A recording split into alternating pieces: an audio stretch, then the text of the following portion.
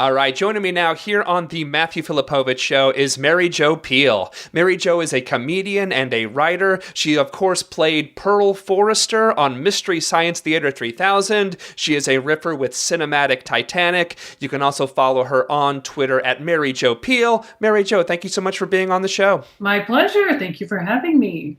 All right, so Mary Jo, you actually have an exciting new project, which isn't exactly riffing, but it very much is in the spirit of MST3K. You have a Kickstarter for a project called Awesome Music for Awful Movies. Tell us about it, and what exactly are you doing here? Yeah, well, I'm not sure exactly what I'm doing. I never know exactly what I'm doing, but the idea is I would like to make an album of 4 or 5, maybe 6 songs of imagined theme songs to some of the Mystery Science Theater movies.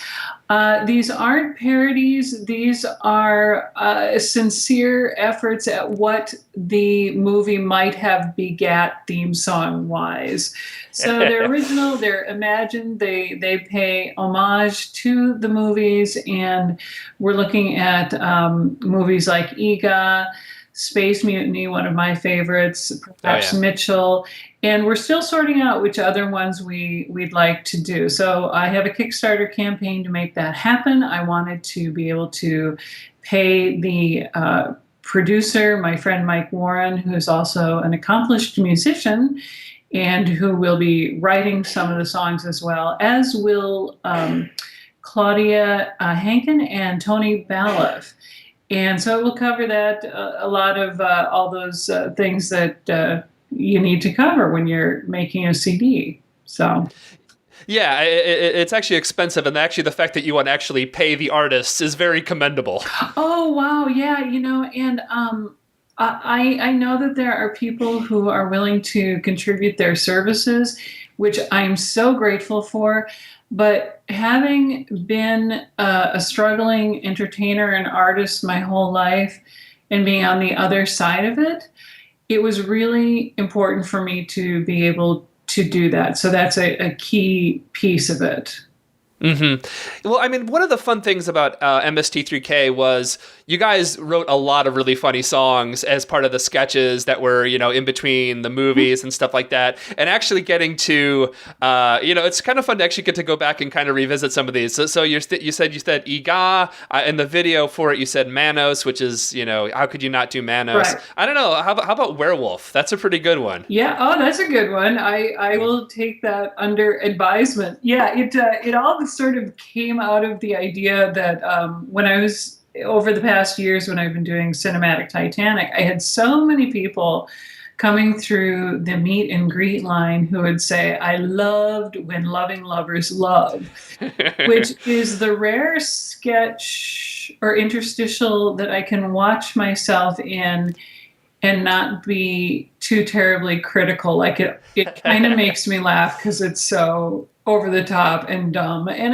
I get the giggles when Bill walks on, in that smug thing. So I wanted to do something that sort of jumped off that, where it's very sincere, if awfully misguided. It is it really is a great send up of sort of like cheesy duets where all of a sudden the guy just sort of walks on the stage. It's like, oh, look at him. And then it's the observer. Right. And Bill does such a great job of nodding to the non-existent audience. Like, yes, you're welcome. I'm here. And that's what we were going for in that sketch. So.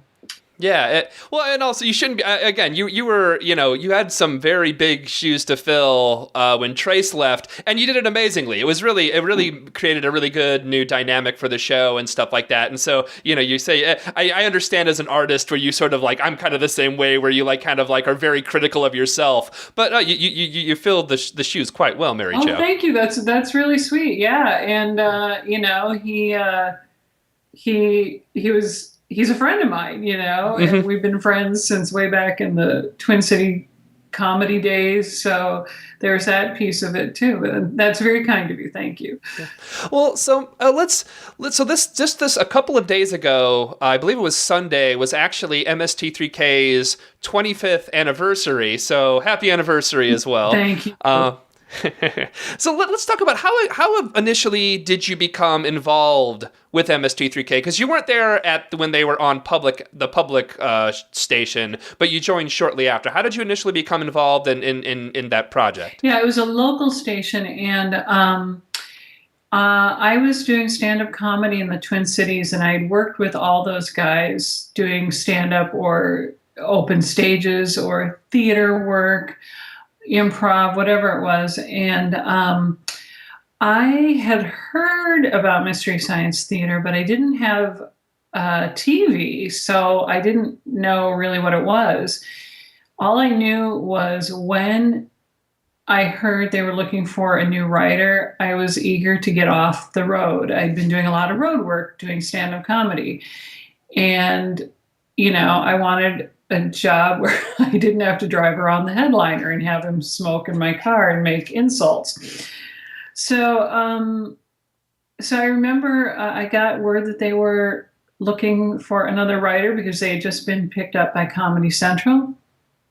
And so I mustered up all my courage and I called Mike Nelson and he picked up, and I was so nervous.